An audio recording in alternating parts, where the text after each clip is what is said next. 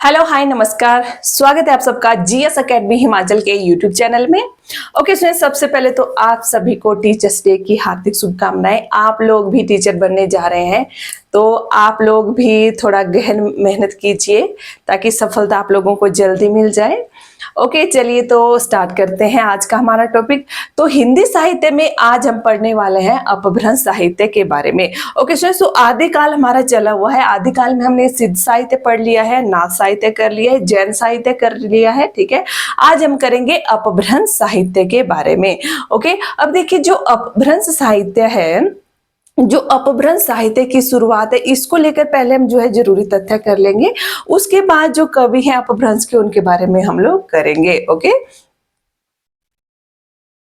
अब देखिए जो सातवीं शताब्दी है, 7वीं से 11वीं शताब्दी तक का जो समय है उसको अपभ्रंश का स्वर्ण काल कहा गया है। ठीक है, अपभ्रंश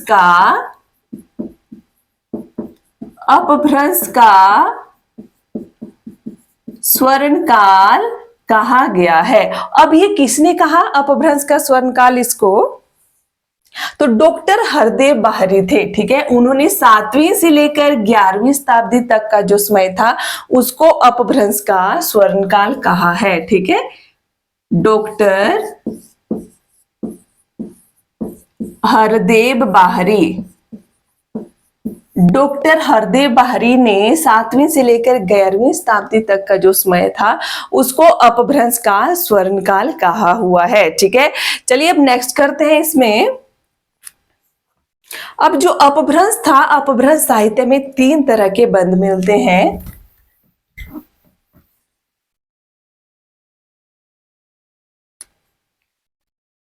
तीन प्रकार के बंध। ठीक है, 3 प्रकार के बंध मिलते हैं अपभ्रंश साहित्य में। ओके, तो पहला हो जाएगा दोहा बंध। दोहा बंध, दूसरा हो जाएगा पदरिया बंध। पदरिया भी है, इसको लिखते हैं, और पदड़िया बंध भी इसको कहा जाता है। ठीक है, दूसरा हो जाएगा पदड़िया बंध और तीसरा हो जाएगा गे बंध। ठीक है, तो अपभ्रंश में 3 तरह के ये बंध है। अब अपभ्रंश में जो चरित काव्य है वो पदरिया बंध में लिखा गया है। ठीक है, चरित काव्य, चरित काव्य किस में लिखा गया? पदरिया बंध में चरित काव्य जो है लिखा गया है। ठीक है,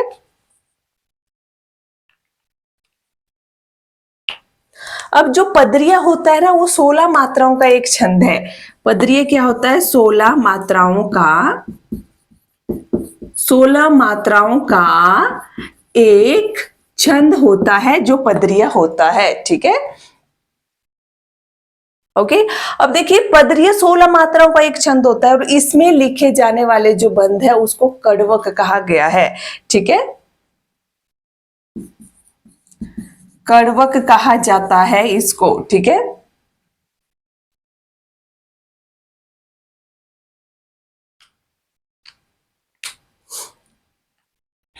ओके, अब देखिए इसमें क्या होता है, इसमें जो पदरिया बंध होता है, पदरिया बंध में 8-8 पंक्तियों के बाद क्या होता है? एक धत्ता होता है। 8-8 पंक्तियों के बाद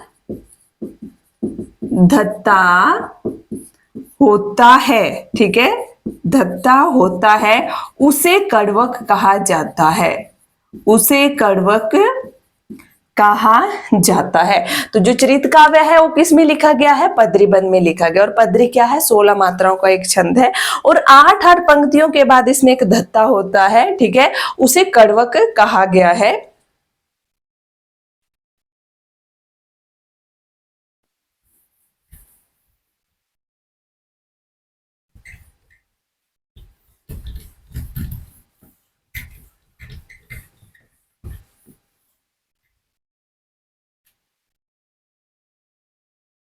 ओके, चलिए अब करते हैं नेक्स्ट। हम इसमें जो कवि हो जाएंगे, तो सबसे पहले जोइंदू।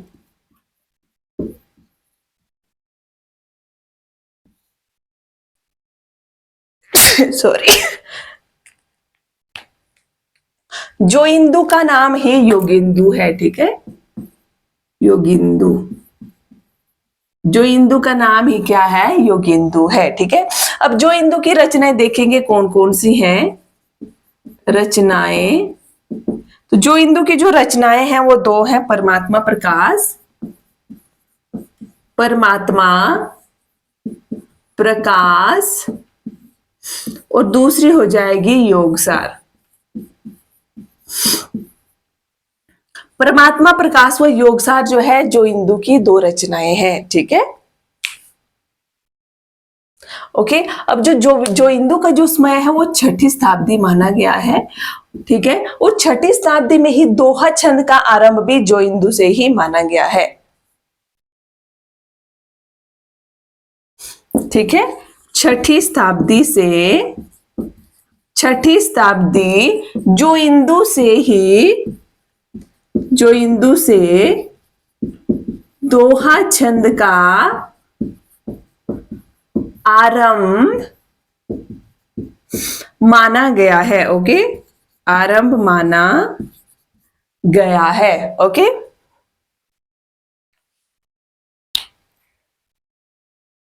अब इसमें मेन तथ्य आता है रामचंद्र शुक्ल जी क्या कहते हैं। अब जो रामचंद्र शुक्ल जी के जो तथ्य हैं वो सभी तथ्य बहुत ही जरूरी हैं।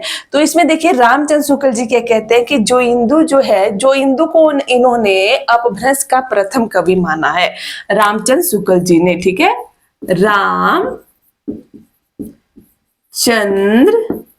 शुक्ल ने जो इंदु को प्रथम कवि कहा। ठीक है, और अपभ्रंश का प्रथम कवि माना है ये। ठीक है, अपभ्रंश का प्रथम कवि रामचंद्र शुक्ल ने किसको माना है, जो इंदु को माना हुआ है। ओके, तो इनकी मेन जो रचना है परमात्मा प्रकाश और योगसार है जो इंदु की, और जो इंदु का नाम ही क्या है, योगेंदु है। इनका समय भी याद रखना है, 6ठी शताब्दी।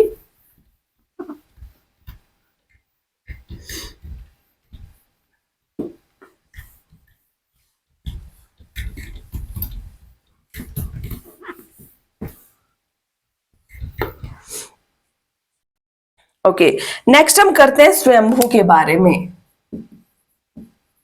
स्वयंभू, ओके। अब देखिए स्वयंभू का जब हमने आदिकाल के प्रथम कवि पढ़े थे वहां भी हमने स्वयंभू के बारे में पढ़ लिया था। तो स्वयंभू को आदिकाल का या हिंदी साहित्य का प्रथम कवि किसने माना था, रामकुमार वर्मा ने। ओके, तो पहले ये पॉइंट लिख लेंगे, रामकुमार वर्मा। तो रामकुमार वर्मा ने इन्होंने जो है रामकुमार वर्मा ने अपभ्रंश का प्रथम कवि भी किसको माना है, स्वयंभू को माना है। ठीक है, रामकुमार वर्मा ने अपभ्रंश का प्रथम कवि भी स्वयंभू को माना है। ठीक है, रामकुमार वर्मा ने अपभ्रंश का प्रथम कवि किसको माना है, स्वयंभू को माना है। और आदिकाल का प्रथम कवि भी किसको माना है, आदिकाल का प्रथम कवि भी स्वयंभू को कहा। अब आदिकाल का, अब देखिए हिंदी साहित्य का आरंभ आदिकाल से होता है, तो इसमें क्वेश्चन इस तरह से भी पूछा जा सकता है, हिंदी का प्रथम कवि। तो जो आदिकाल का प्रथम कवि होगा वही हिंदी का प्रथम कवि हो जाएगा इसमें। ठीक है,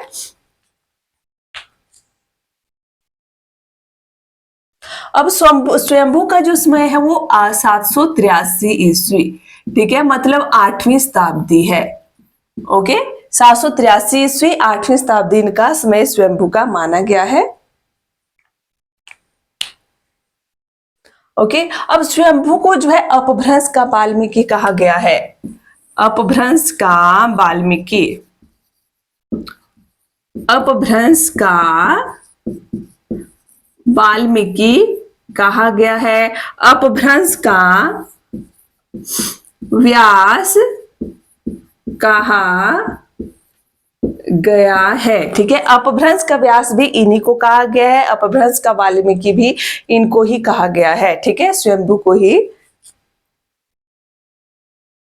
अब अपभ्रंश का कालिदास भी इनको कहा गया है। तो देखिए जो अपभ्रंश का कालिदास कहा वो डॉक्टर बिहारी ने कहा इनको। ठीक है, अपभ्रंश का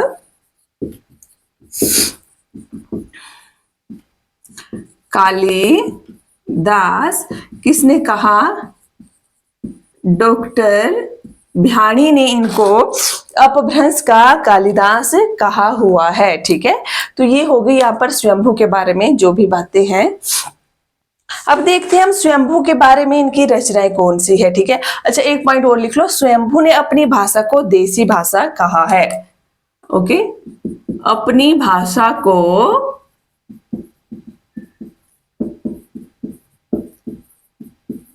देसी भाषा कहा है स्वयंभू ने। ठीक है,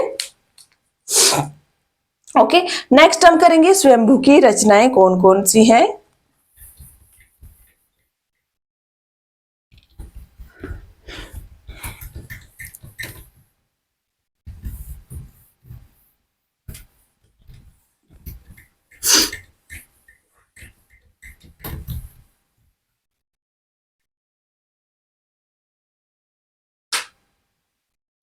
रचनाएं,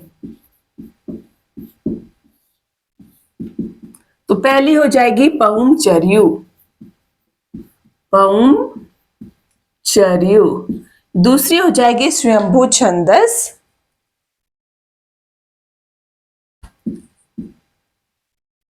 स्वयंभू छंदस। तीसरी हो जाएगी ऋटमणि चर्यू।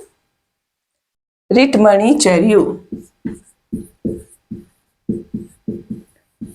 ऋटमणि चर्यू। ठीक है, अब इसी को क्या कहा गया है? अरिष्टमणि चर्यू भी इसको कहा जाता है। ठीक है, अरिष्टमणि।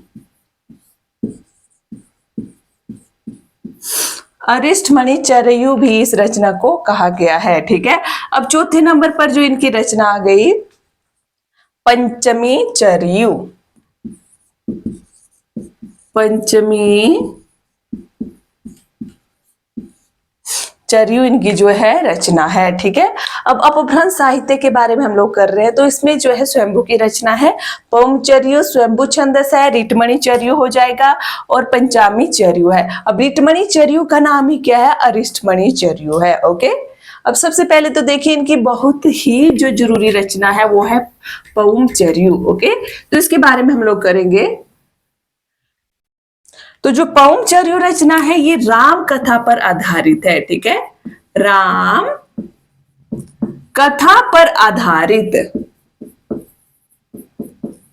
राम कथा पर आधारित रचना है। ओके, राम कथा पर आधारित है और तुलसी की रामचरितमानस का इसमें प्रभाव है। तुलसी की रामचरितमानस, तुलसी की रामचरितमानस रचना का प्रभाव है इसमें। ठीक है, तुलसी की जो रामचरित रचना है उसका इसमें प्रभाव है। अब देखिए इसमें श्लोक कितने हैं? श्लोक इसमें 12,000 हैं। ओके, और इसमें जो संधियां हैं, संधियां इसमें 90 हैं। ठीक है, परंतु जो 83 संधियां थी वो स्वयंभू ने लिखी, 83 स्वयंभू ने लिखी और 7 संधियां जो संधियां है इनके पुत्र त्रिभुवन ने लिखी है। ठीक है, पुत्र त्रिभुवन ने लिखी हुई है। मतलब इनका जो स्वयंभू का जो ग्रंथ है पौमचर्यू ये अधूरा रह गया था, बाद में इनके पुत्र त्रिभुवन ने इसको पूरा किया हुआ था। ठीक है, अब जो ये रचना है ना, अपभ्रंश की प्रथम कड़वक वध रचना भी है पौमचर्यू। ओके, अपभ्रंश की प्रथम कड़वक वध रचना है ये। ओके, जो पौमचर्यू रचना है। ठीक है, ओके अब देखिए पीछे हमने पदरीय बंध की बात की थी कि अपभ्रंश में जो चरित काव्य है वो पदरीय बंध में रचा गया है। ठीक है, तो अब जो स्वयंभू है इनका मानना है कि जो पदरिया जो बंध है उसके जो प्रवर्तक है इन्होंने चतुर्भुज नामक कवि को माना हुआ है। ठीक है, पदरीय बंध का प्रवर्तक माना है चतुर्भुज कवि को।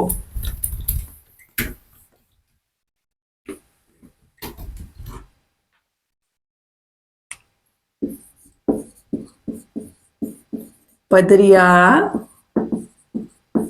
बंध का प्रवर्तक माना। पदरिया बंध का प्रवर्तक माना किसको माना है इन्होंने? चतुर्भुज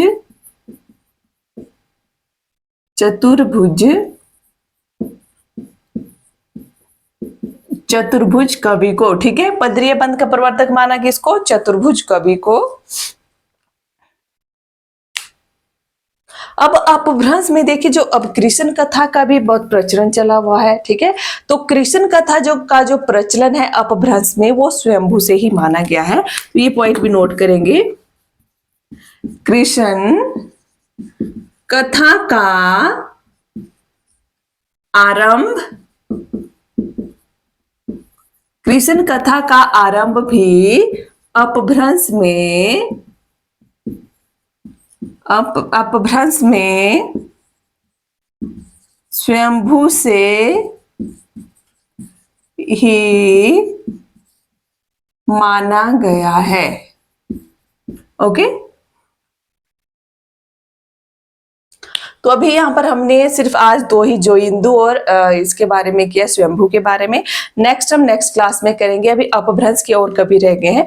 ओके स्टूडेंट्स, तो आज की क्लास को मैं यही एंड कर रही हूँ। आई होप आप लोगों को क्लास अच्छी लगी होगी, वीडियो अच्छी लगी होगी तो वीडियो को लाइक करें, शेयर करें, चैनल में नए हो तो चैनल को सब्सक्राइब करना ना भूलें। Thank you.